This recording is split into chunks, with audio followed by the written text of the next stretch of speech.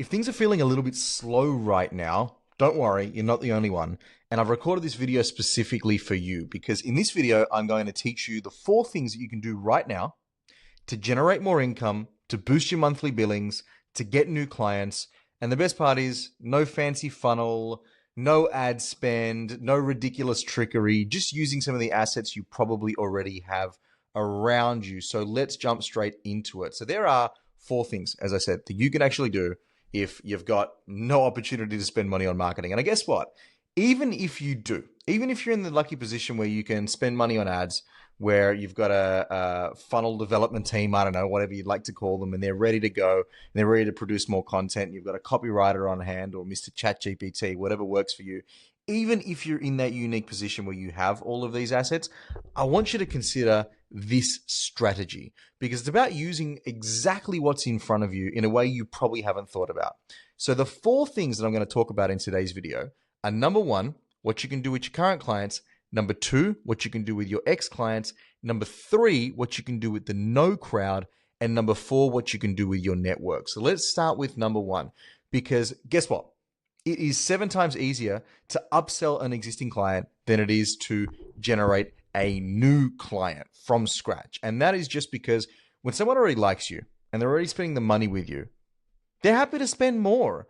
Oftentimes, you're just not asking them to, right? And so this is about actually looking at all of your clients on an individual basis and asking yourself, where can you add more value than what you're delivering to them today? So what can you do to add value to the current retainer or the current contract? What can you do to clients that you may be working with on a project basis to get them into some form of ongoing engagement, like a retainer, like some sort of subscription or recurring revenue model? It's really about just looking at your list of clients who are already happy and saying, how can I make you even happier?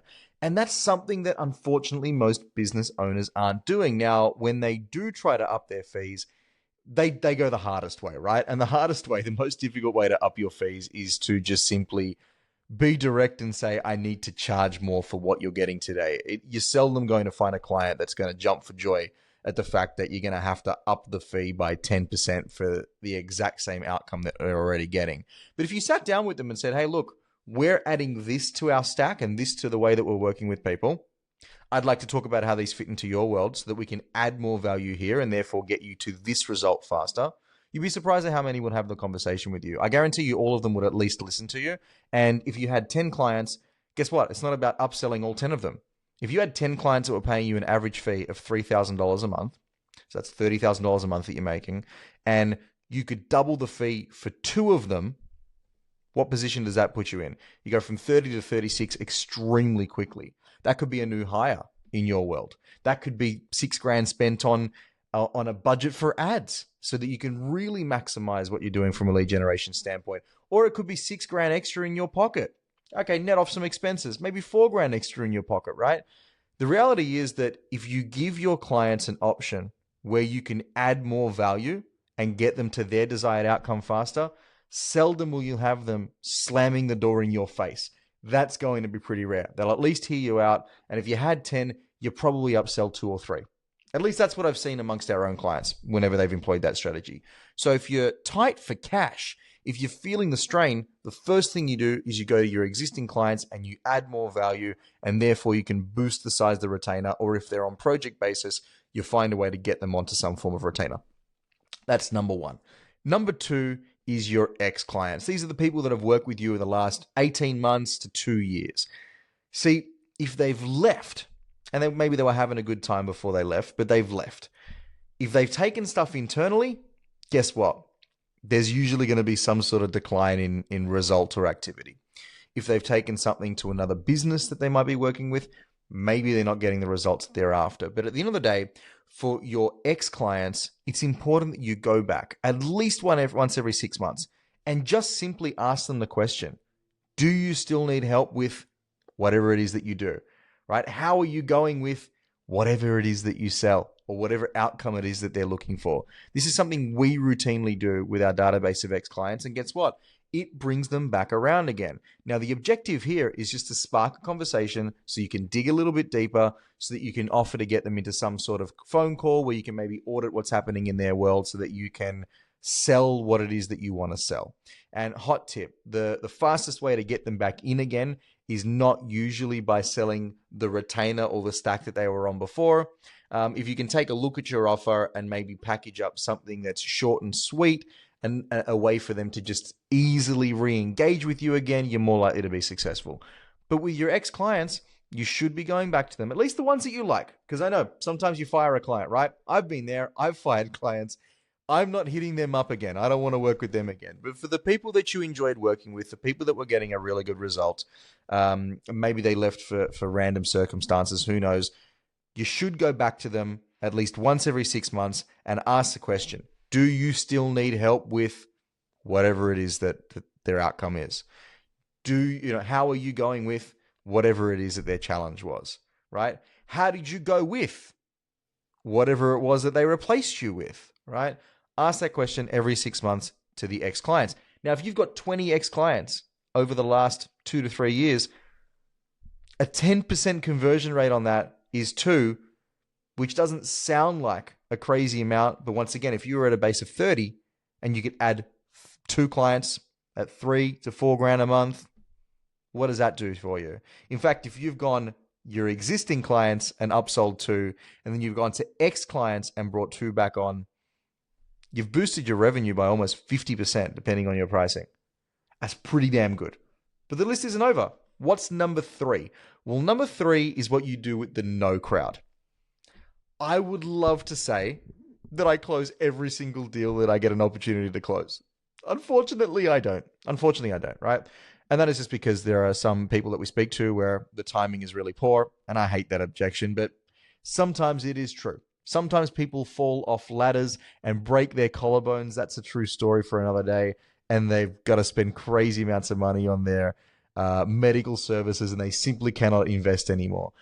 Random stuff happens. People say no. People object. Maybe some of it is you didn't do a good job of closing the deal.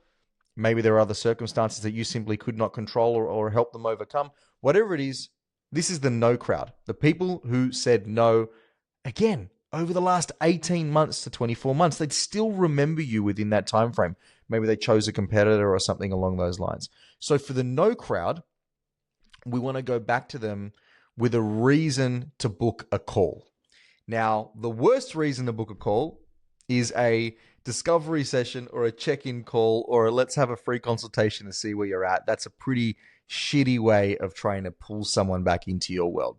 So you got to ask yourself, what purpose can I give the prospect to have a conversation with me? And so I always ask myself, what are the typical obstacles they might be going through?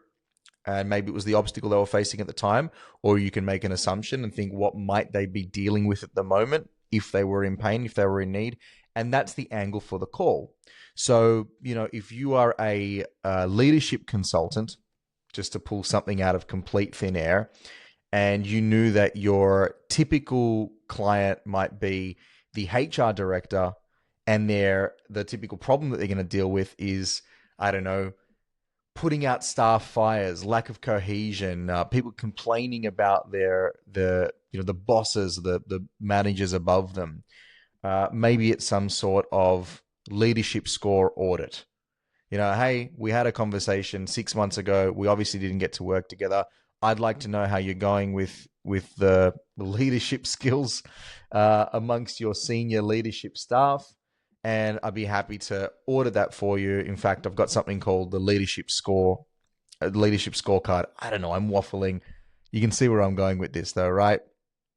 Offer to book the call, but give them a reason to actually want to show up, to actually want to say yes. Most people don't do that. They jump straight into crappy angles like a discovery call. Even your generic strategy session does not work anymore. Why? It doesn't mean anything. I know I'm going to get pitched. What reason do I have to show up? So with the no crowd, ask yourself, what challenges might they be going through? And use that as an excuse to contact them and then book a call off the back of that. But book the type of call where you're going to give them some advice, give them an outcome. That's what's going to make them likely to actually want to do it in the first place and show up. Obviously, that's also going to help you sell and pitch in the next step. And then the last thing, the fourth and final thing that you can do without having spent any money on ads, without building any crazy sophisticated funnels or any funnels at all. There's no lines of code in this. There's no software involved in this, really. The last thing you can do is try and tap into your existing networks. And you might be wondering, well, I don't have an email database, John. What the hell am I going to do? Well, yes, your email database would be one thing you can do. And by the way, I've seen results come out of databases that were only 70 or 80, and they were exported from Gmail, because Gmail keeps a record of all the different people that you've contacted over time. So I've seen results out of really, really tiny lists. However, your email list is one option. Your LinkedIn connections are another option. Your followers on your different social media platforms like an Instagram or a TikTok, they're another option. Maybe you've got referral partnerships and networking groups that you're a part of now, or you've been a part of in the past. They're an option. It's really about doing what we call a list audit and trying to pull together as big of a list as possible. And to them, you're going to go out with a message that is once again based around that appointment with purpose. That's what I call it, an appointment with purpose. So you have a think about who's in that list, who the target audience is, what their headaches are, the challenges they might be facing, and you craft an email, your typical what we would call a reactivation email around the theme, the topic, and whatever the call angle is going to be. And you send it, and you see what happens. And if there's a list of 100, if you can have 5 conversations in that list of 100, you'll probably close 1 or 2. So if you're struggling to bring in new revenue and you haven't got resources to spend money on ads, you haven't got resources to spend money on cold outbound, so you're not going to be hiring an appointment setter or a caller or something like that. You haven't got the ability to build a funnel. Maybe you just can't even afford the software. Who knows, right? You're stuck. When you're stuck, you need to work with what you've got. And those are 4 things that you can do immediately without spending another cent on software, on advertising, on pretty much anything. And so just to recap them, number 1, go to your existing clients and work out where you can add more value. There's surely going to be someone who's going to say yes, and therefore you're going to beef the size of that engagement. The second thing is you're going to go back to all of your ex-clients. You're going to find out what's going wrong in their world. You're going to ask them how things are and use that as a reason to jump on a call. Or if you're ballsy enough, offer the product, which should be some sort of short-term, let's get back in bed together re-engagement, right? You're then going to look at everybody who said no. These are the no crowd. That's what I like to call them.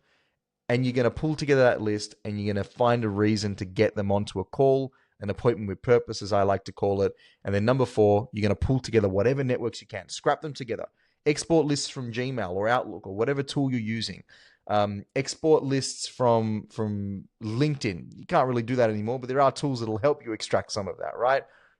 Discover the followers that you've got on social media and ones you might have had conversations with, and pull together a spreadsheet of all these names with links off to their contact data and where you might find them, like LinkedIn or Facebook or Twitter or TikTok or whatever the hell it's going to be. And you just start contacting them, and you'll have a well-defined reactivation email or a well-defined reactivation DM, whatever it's going to be, likely to head towards that appointment with purpose, and just send the bloody thing. Between those 4, there are clients to be closed. There is revenue to be gained. Bye for now.